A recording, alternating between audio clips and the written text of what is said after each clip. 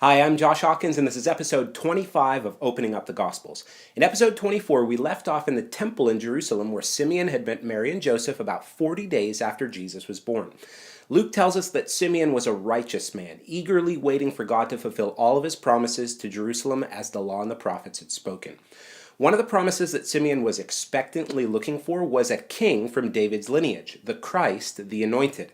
Go back and check out the supplemental episode called Biblical Foundations of Messiah in Christ if you missed that. It'll really help you understand what Christ actually means. It's not just Jesus' last name. According to 2 Samuel 7, this Christ, this king from David's line, would rule over Israel from Jerusalem forever.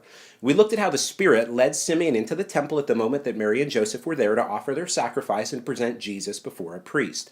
The Holy Spirit had told Simeon that he wouldn't die before he had seen the Lord's Christ, the one that the Lord had appointed, and Simeon picked up Jesus and boldly praised God and said, "My eyes have seen your salvation that you have prepared." Last time we looked at a lot of the meaning of what Simeon actually said, but today I want to develop the scene just a little bit more. So let's read today in Luke 2, starting at verse 30. "For my eyes have seen the salvation that you have prepared in the presence of all peoples, a light for revelation to the Gentiles and for glory to your people Israel." And his father and mother marveled at what was said about him. Put yourself in Mary and Joseph's shoes. Things had been relatively quiet for the past month or so, and Jesus was growing. Life was probably becoming a bit more normal in Bethlehem as they were away from the scandal up in Nazareth. And now, instead of a quiet visit to the temple for their purification and the presentation, this happens. Now, we have to understand what it was like there in the temple in order to begin to appreciate what's actually going on here. We'll talk about the temple in more detail in future episodes, but the temple in Jerusalem was massive. The whole temple complex was the size of 35 American football fields. On feast days, the Jewish historian Josephus said that the temple held upwards of 210,000 people. Now that's probably an exaggeration. Josephus was known to exaggerate a little bit. But even if he had doubled the number, 100,000 people is a lot of people. And they weren't nicely organized in rows and sections either. They're all just crowded in there and just teeming all over the platform. Now, it doesn't seem like Mary and Joseph brought Jesus to Jerusalem during a feast, but that doesn't mean that we should expect only 10 or 15 people in the temple. Think about how this scene must have played out. The couple's making their way through the temple doors into the court, and suddenly this stranger, an old man with maybe a big beard and a little bit of hair that they've never met before, just runs up to them just at the right moment with this huge grin on his face. He starts talking, and what he says is essentially the same thing that we looked at all the way back in episode 13 when the angel Gabriel told Mary that her son would sit on the throne of David forever. And then again back in episode 21 where the shepherds heard that the Christ had been born, and they came and told him. And so Simeon here is saying, your son, Mary, is going to restore the glory of Israel. He is the comfort and the consolation and the king that we've been looking for. And I can just imagine Mary and Joseph's faces, just showing what's going on the inside. First, maybe just surprise and a little bit of shock, and then amazement because what Simeon was saying to them. Luke says that Mary and Joseph marveled at what was said about Jesus. Luke loves to use this word to describe people's reaction to Jesus. He uses it 13 times in his gospel alone. Now, I definitely think they were marveling at Simeon's knowledge of Jesus' significance, but as I talked about a little bit in the last episode, I think Mary and Joseph would have been amazed at the fact that even the Gentiles were going to benefit from what God was going to do through Jesus. Remember, Simeon said that Jesus would be a light for revelation to the Gentiles. Let's keep going in Luke. "And Simeon blessed them and said to Mary his mother, Behold, this child is appointed for the fall and rising of many in Israel, and for a sign that is opposed. And a sword will pierce through your own soul also, so that the thoughts from many hearts may be revealed." These two verses have so much significance to the rest of the Gospels. This may be a new idea to you, but trust me here. You'll see it much more as we continue along, especially when we get into the public ministry of Jesus. Simeon is prophesying that Jesus would cause a crisis in Israel, where some would fall because of him and some would rise because of him. This references Isaiah chapter 8, verses 14 and 15, where God is portrayed as setting up a stone over which some would stumble. And then again in Isaiah 28, verses 13 through 16, where this stone would be a precious cornerstone that would not disappoint those who trust in it. These passages are used elsewhere in the New Testament, but here, right at the beginning of Jesus' life, we see Simeon speaking of this division that Jesus would cause. This is almost always missed. They're in the center of the temple, the center of Israel's religious life. And Simeon is saying Jesus is going to be like a sword cutting through the midst of the people of Israel and dividing them.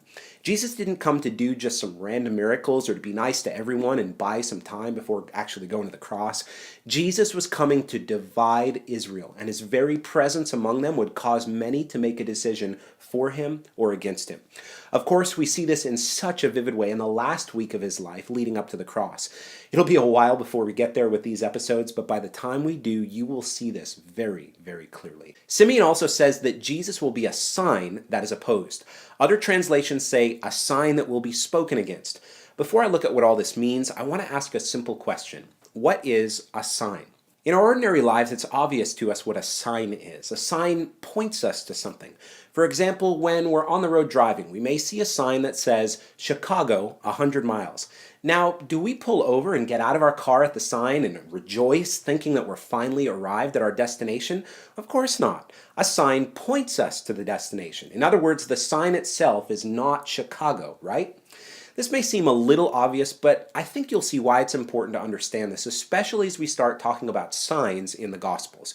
Whether it be healings or miracles that Jesus does that he says are signs, whether it's the Pharisees that ask Jesus for a sign, or whether it's Simeon right here saying that Jesus will be a sign that is spoken against, we have to remember that a sign points to something. It indicates something. It shows forth something. It isn't the destination or the end point.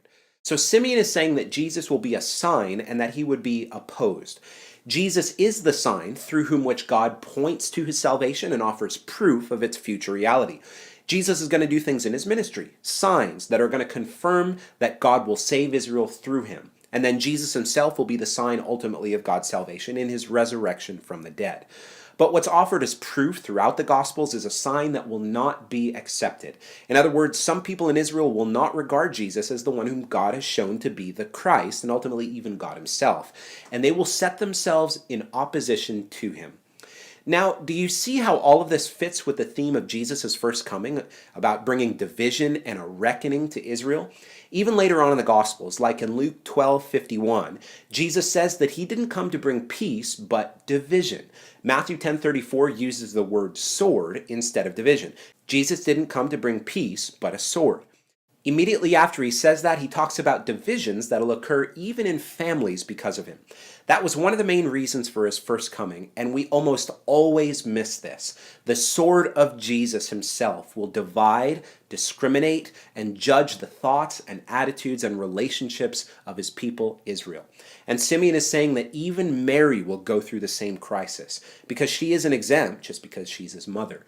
Before it's over, everyone in Israel will be confronted with the sword that is Jesus himself. We're going to spend much more time talking about this when we look at the message of John the Baptist. He really makes this theme of division and the sword of reckoning so much more clear. But even right here, Jesus is about 40 days old. Mary and Joseph hear once again from another voice on how Jesus is not just another ordinary boy. Even more than just the king of Israel, he would cause division and disruption in Israel. Well, here's a few tips for your meditation on this scene this week. Number 1, imagine you were near Mary and Joseph in the temple when Simeon came in and took up Jesus in his arms. What would you be thinking? Number 2, ponder Mary and Joseph's reaction to Simeon. How would you have responded if you were in their situation, knowing everything that had happened in Bethlehem just over a month ago? And number 3, think about the grandeur and the size of the temple in Jerusalem. We'll get to this in future episodes, but knowing the temple complex was the land area of 35 American football fields, what would this mean for things like John 2 and the cleansing of the temple? If these episodes have been encouraging to you, I'd love to hear from you. You can leave a comment on the specific episode on my website, www.joshuahawkins.com/gospels, or you can just drop me a note via the contact form there on my site. Also, don't forget to share these episodes on social media. Share them with just a short thought from it that may have challenged you or perhaps something you didn't know about before you watched. And if you're watching these episodes and you're not subscribed to the weekly email notifications, be sure to sign up on my website for that. Next time, we'll look at someone else who comes up to Jesus in the temple, Anna. God bless, and I'll see you then.